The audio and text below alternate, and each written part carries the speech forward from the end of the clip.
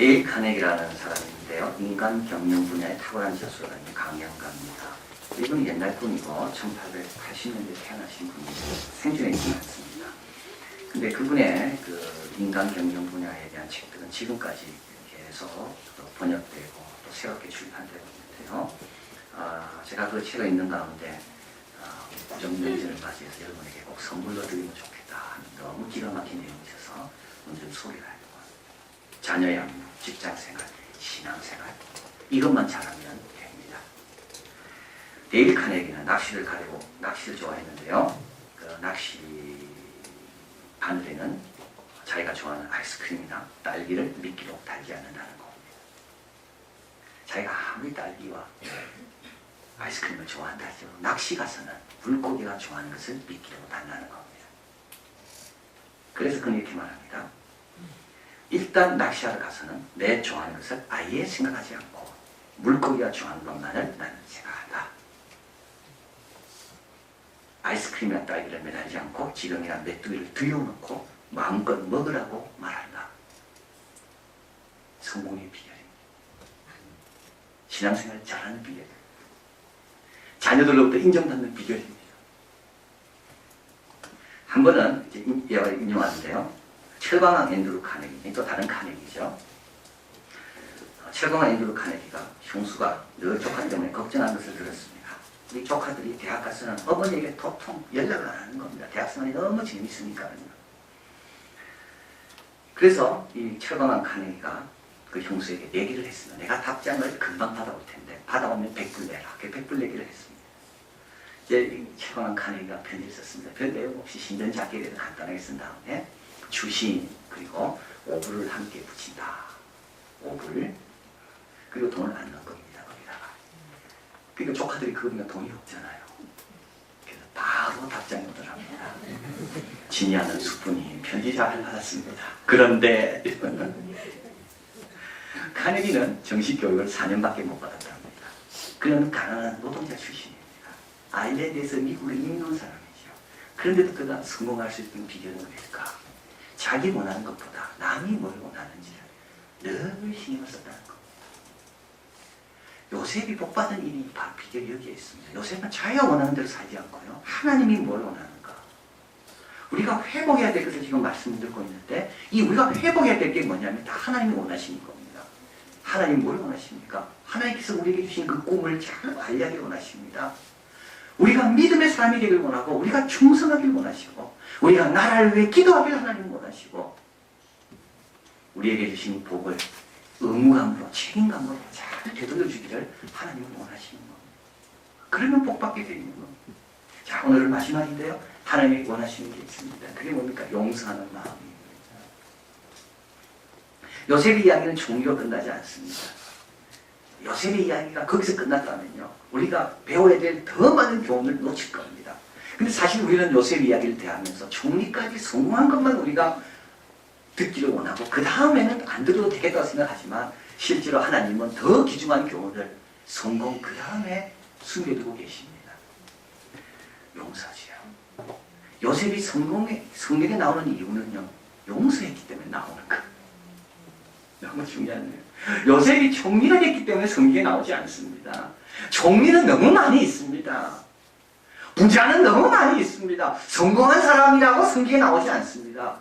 하나님은 누굴 귀중하게 여기는가 하면 하나님 뜻대로 하나님의 성품에 참여하기 위해서 노력하는 그 마음을 가장 소중하게 여기시는 겁니다.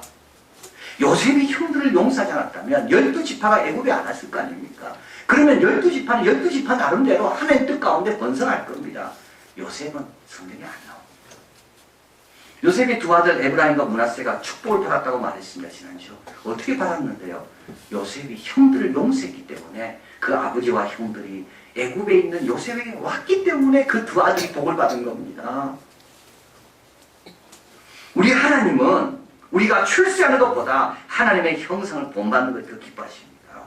우리 하나님은 우리가 잘되고 이름이 위대하게 되는 것보다 하나님은 형제들을 용서하고 품고 그들에게 행복을 나누는 그 일을 하나님은 더 위대하고 큰 일로 보신다는 겁니다. 그래서 만약 우리가 총리가 되어도 부자가 되어도 하나님의 성품인 용서와 이해와 사랑의 단계에 이르지 못했다면 우리는 아직도 갈 길이 멀다. 그리고 하나님께서 우리에게 종류와 이름이 위대해지는 그런 직위가 높아지는 그런 것을 주셨다면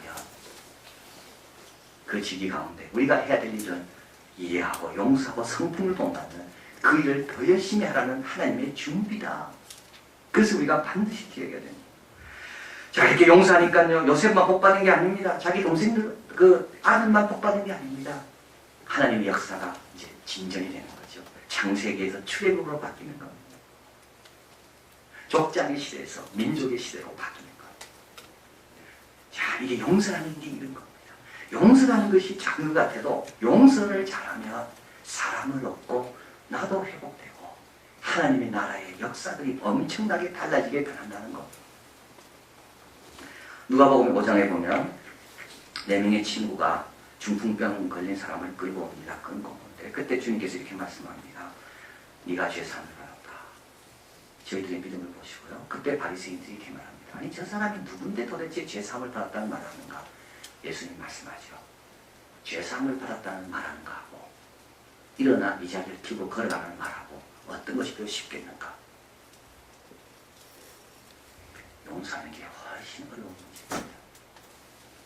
용서하는 게 더 큰 일입니다. 용서를 통해서 어떤 결과를 얻을지 그건 하나님께 맡기면 되고요. 나는 무조건 용서해야 된다. 이게 하나님이 원하시는 바고 이것이 진짜 큰 일이고 이것이 하나님께 주신 복을 내가 아름답게 마무리하는 길이다. 그것을 우리에게 첫 번째로 말씀합니다. 자, 그런데 용서가 쉽지 않습니다. 여러분, 용서가 쉽습니까? 용서가 쉽지 않습니다. 쉽지 않은 이유는 딱 둘입니다. 하나는 용서를 하려면 이 공평함의 이 원칙을 넘어서야 됩니다. C.S. 루이스는 이렇게 말합니다. 용서란 인간적인 공평함을 넘어서서 절대로 그냥 봐줄 수 없는 문제들을 너그럽게 용납하는 행위다. 왜 용서 안 하는가 하는 이유가 있죠. 잘못한 게 있으니까. 그래서 우리는 용서 안 하는 이유의 정당화를 어디서 찾는가 하면 공평함에서 찾습니다. 내만 억울해지잖아요. 내만 상처받았는데.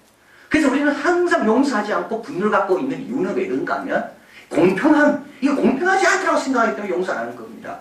또 한 가지 용서가 어려운 거는 우리에게 저지르는 악행들이 자꾸 되살아나고 고통스러운 상태에 있게 되는데 이 상태에서 사랑이나 이성이 파고 들어올 자리가 없습니다. 아픔이 크니까요. 그런데 실제로 분노는 쉽게 만족하는 성격이 아닙니다. 분노를 만족시키는 길은 없습니다. 나중에 분노는 우리의 습관이 되게 되고요. 우리로 하여금 나가지 못하게 하는 것이 앞으로 나가지 못하는 것이 분노입니다. 자, 그래서 용서해야 되는데 용서는 큰일이고 위대한 일이고 하나님이 기뻐하시는 일인데 이 공평함에 딱 걸리고 또 하나는 우리의 이 분노, 이 상처, 이 고통에 딱 걸려가지고 진전이 없는 겁니다. 요셉은 우리에게 두 가지 길을 가르쳐 줍니다. 용서의 길로 들어가기 위해 이 문을 열 수 있는 두 가지 길. 첫째 하나는 하나님입니다. 여러분 50장 20절에 서브 스크린 나와 있는데 같이 읽겠습니다. 당신들은 나를 헤아려고 했으나 하나님은 그것으로 선으로 바꾸사 만민의 생명을 구원하게 하시려 하셨나니. 우리가 믿는 하나님은 어떤 분인가요? 형들이 한 잘못을 선으로 바꾸사 오히려 나를 더 복되게 하시는 분이 하나님이십니다. 너무 중요한 내용 아닙니까? 다른 사람 때문에 어려워지는 경우는 사실 없어야 됩니다. 없습니다. 왜냐하면 다른 사람이 나를 아무리 어렵게 한다 할지라도 하나님은 그걸 선으로 바꾸사 요셉을 애굽의 총리로 세우시는 전능한 분이 바로 우리 하나님이기 때문에 그렇습니다. 이게 요셉 이야기의 주제입니다. 궁극적으로 이집트로 데려와 생명을 보존하게 하는 역할을 하게 한 것은 형들의 증오가 아니라 하나님이십니다. 모든 사건을 당신의 목적에 기여하도록 바꾸시는 그분이 요셉의 하나님이고 우리의 하나님입니다. 인간의 행위가 도덕적으로 그러든 간에 인간의 행위를 통하여 또는 인간의 행위임에도 불구하고 궁극적인 목적을 성취해가는 분이 바로 우리 하나님입니다. 남이 나를 아픔을 주고 괴로움을 주고 나를 억울하게 누명을 씌워서 나를 힘들게 해도 손해본 것이 있겠습니까? 없겠습니까? 하나도 없습니다. 우리 하나님이 그렇게 손해보도록 우리 하나님이 가만히 계신 분이 아닙니다. 형들 때문에 요셉은 어떻게 됐습니까? 애굽의 총리가 된 겁니다. 실제로 우리가 손해본 거는요, 믿음이 없어서 그런 거죠. 충성하지 않아서 그런 겁니다. 그 사람 때문에 내가 지금 어려움이 있는 게 아니라 실제로는 내가 믿음과 충성과 하나님이 기뻐하는 것을 내가 붙들지 않았기 때문에 지금 어려운 겁니다. 8절에 요셉은 말합니다. 그런즉 나를 이리로 보낸 자는 당신들이 아니요 하나님이시라. 하나님이 나로 바로의 아비를 삼으시며 온 집의 주로 삼으시며 애굽 땅의 지휘자로 삼으셨나이다. 우리도 우리에게 아픔을 준 자로 인해 얼마나 우리가 성숙했습니까? 우리에게 있는 이 고통 때문에 얼마나 우리가 주님 앞에 엎드려 기도했습니까? 요셉이 복받고 잘된 이유가 바로 여기 있습니다. 요셉은 3번 수장이 됩니다. 보디발의 집의 수장이 되고요, 감옥의 수장이 되고 애굽의 수장이 되고요. 그러나 요셉은 자기가 아무리 수장이라 할지라도 늘 하나님을 우선적으로 생각했습니다. 하나님이 이것을 얼마든지 좋게 바꾸실 수 있는 분이다. 하나님 나를 위해 해주신 일, 하나님이 나를 위해 하실 일, 용서를 기뻐하실 하나님을 제대로 바라보며 우리는 공평함을 넘어서게 되고 우리의 고통은 줄어들게 됩니다. 또 한 가지 그 문을 여는 게 있는데요, 그건 바로 나를 힘들게 한 사람을 좀 제대로 보는 겁니다. 여러분, 나를 어렵게 한 사람을 좀 제대로 봐야 됩니다. 우리가 좀 정직해질 필요가 있습니다. 나를 어렵게 하고 힘들게 한 사람이 진짜 그렇게 나쁜 사람입니까? 왜 용서하기가 어려운가 하면요, 그 사람이 미워서 그렇습니다. 우리는 너무나도 많이 이런 말을 들었습니다. 죄는 미워하지만 죄인은 미워하지 마라. 그러나 실제로 우리는요, 죄는 별로 안 믿고 그 죄인이 밉습니다. 그래서 용서를 합니다. 사랑하는 사람은요, 쉽게 용서됩니다. 그러나 미운 사람은요, 안 그래도 미운데 그것까지 해서 절대 용서 안 합니다. 이게 왜 그러냐면 그 사람이 믿기 때문에 그렇습니다. 아버지는 잊어버린다는 글이 가네기 인간관계로 또 다른 책에 실려 있습니다. 아버지가 그 아들에게 이런 말을 쓴 겁니다. 아들 잠자는 방에 몰래 들어갔습니다. 아들아, 내 말을 듣거라. 아들은 자고 있습니다. 나는 네가 잠들어 있는 동안 이야기하고 있는다. 너 조그만 손은 빵 밑에 끼어 있고 금발의 곱슬머리는 촉촉하게 젖어 있는 내 이마에 붙어 있구나. 나는 내 방 혼자 몰래 들어왔단다. 아들아, 나는 너한테 너무 까다롭게 대해왔다. 네가 아침에 일어나 얼굴에 물만 찍어 바른다고 해서 학교 가는 가리고 옷을 입는 너를 꾸짖곤 했다. 신발을 깨끗이 닦지 않는다고 너를 비난했고 물건을 함부로 마룻바닥에 던져놓는다고 화내기도 했다. 아침 식사 때 또 나는 너의 결점을 들춰냈다. 음식을 흘린다거나 잘 씹지 않고 그냥 삼켜버린다거나 식탁에 팔꿈치를 올리고 버터를 빵에 너무 많이 바른다는 등 출근하는 나를 돌아보며 너는 손을 흔들며 말했지. 아빠 잘 다녀오세요. 그때도 나는 얼굴을 찌푸리며 대답했다. 어깨를 펴고 걸어라. 왜 내가 이런 나쁜 버릇을 갖게 됐을까? 잘못만 찾아내어 꾸짖는 나쁜 버릇을. 오늘 밤엔 다른 것이 필요 없다. 애야, 나는 어두운 밤 내 침실에 들어와 무릎 꿇고 나 자신을 부끄러워하고 있다. 내일 나는 참다운 아버지가 되겠다. 네가 웃을 때 나도 웃겠다. 너를 위해 꾸짖는 말이 튀어나라고 하면 혀를 깨물겠다. 그리고 계속 의식적으로 되뇌어야겠다. 우리 애는 작은 어린아이에 불과하다.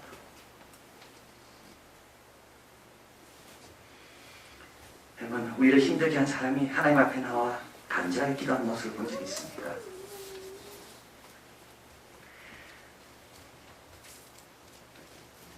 내가 마음을 힘들게 한 사람이 그리고 자기 자녀를 잘 되기 위해서 지극정성으로 노력하는 것을 본 적이 있습니까?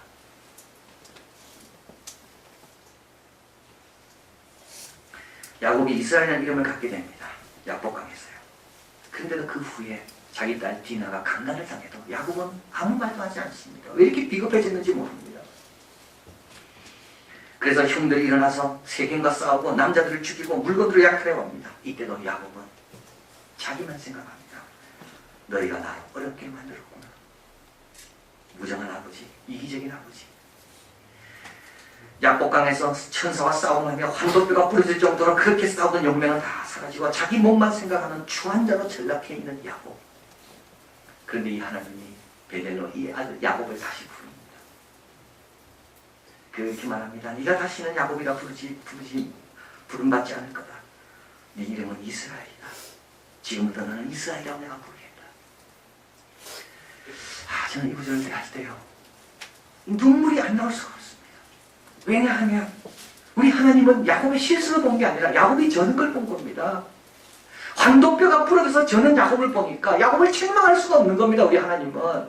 야곱이 라반 삼촌한테 가서 10번이나 넘게 배신을 당하면서 참고 견뎌온 그 마음을 하나님이 보시니까 야곱을 불쌍히 여기지 않을 수가 없는 겁니다. 우리의 눈이 문제가 있는 겁니다. 왜 용서 안 하는 거죠? 우리가 지금 제대로 보고 있는 겁니까? 손다스라는 회사, 그 회사는 3번에 1번이라는 규칙이 있답니다.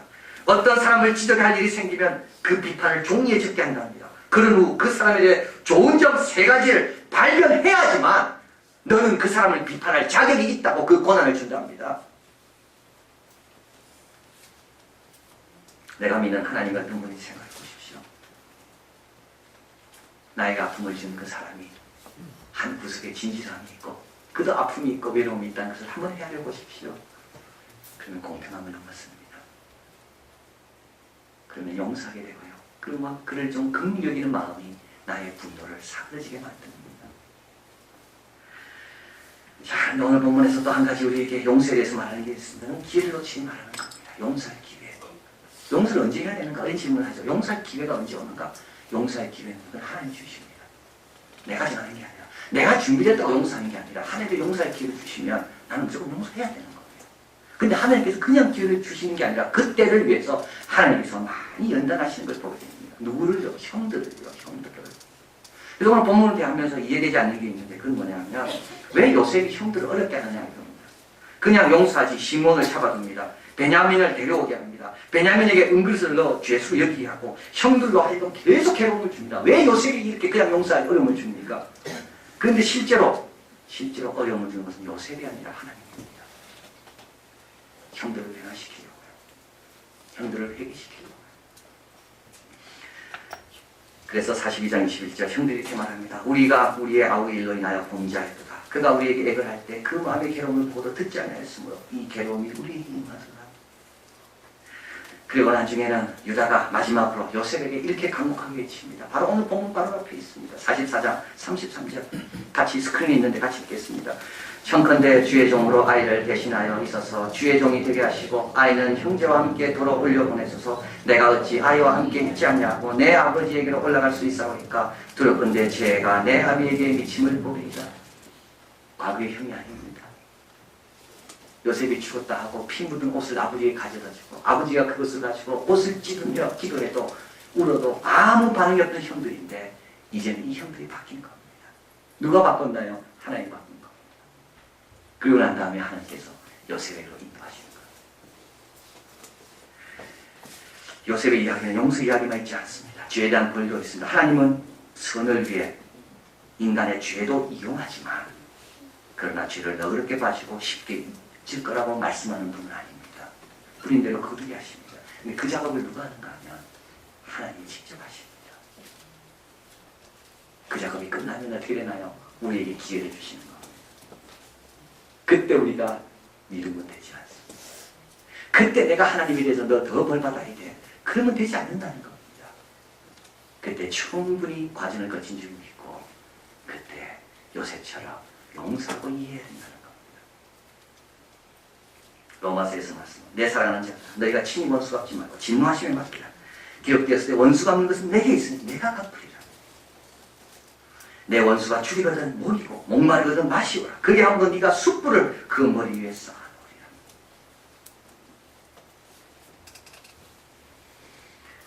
용서는 기회 왔을 때 해야 됩니다. 무조건. 용서는 큰 일이기 때문에 그 일을 하는 사람이 진짜 큰 사람입니다. 그리고 용서는 하나님을 생각할 때 그리고 그 사람을 긍휼히 여기는 마음으로 바라볼 때 얼마든지 할 수 있는 것이 용서입니다. 자, 오늘 보면 이제 마지막에 요셉이 이제 울지요. 토마스 만은 그의 소설 요셉과 그의 형제들이라는 그 소설 마지막 6번짜리 마지막 부분에서 이 우는 장면을 다음과 같이 소설가다운 상상력으로 우리에게 보여주고 있습니다. 요셉이 울 때 베냐민이 말합니다. 베냐민은 요셉의 친동생이죠. 나머지는 다 이복 동생, 이복 형님들 아닙니까? 형님이군요. 형님이세요. 당연히 형님이시죠. 형님은 죽지 않았어요. 형님은 그늘진 죽음의 큰 집을 뒤엎고 부활하셨어요. 형님은 높이 올려졌어요. 주님께서 형님을 앉을 의자를 마련하셨어요. 그분의 것과 비슷한 의자죠. 하지만 형님도 어머니와 같은 형제인 저를 아시죠? 요셉이 말합니다. 꼬마야 꼬마야, 그런 말 하지 마라. 이 의자는 그다지 크지도 않고 넓지도 않은 의자다. 그리고 내 명성 그 정도도 아니다. 중요한 거는 우리가 다시 열둘이 되었다는 거다. 할렐루야. 용서할 때 비로소 됩니다. 열둘을 만드는 건요, 종이가 만들 수 없습니다. 열둘 모두 잘 되는 게 나도 자녀도 형들도 우리 하나님이 기뻐하시는 것, 그게 바로 용서입니다. 이런 기회가 주어질 때 여러분 놓치지 마시고 용서하시고 이제 우리는 하나가 되었다 고백할 수 있는 귀한 삶이 다 되시기를 진심으로 바랍니다.